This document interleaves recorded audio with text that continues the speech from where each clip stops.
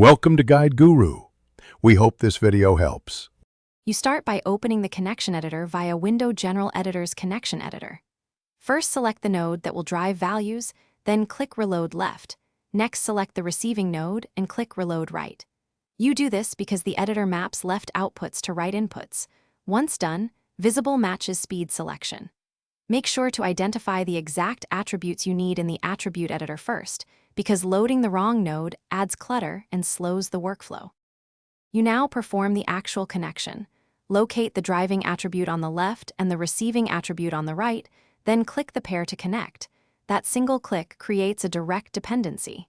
Use the filters to limit visible attributes to keyable or channel box entries so you avoid accidental links.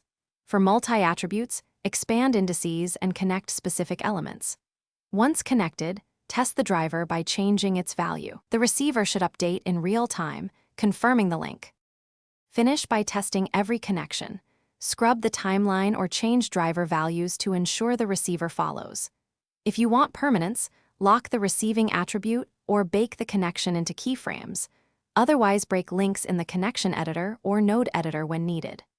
One quick troubleshooting tip.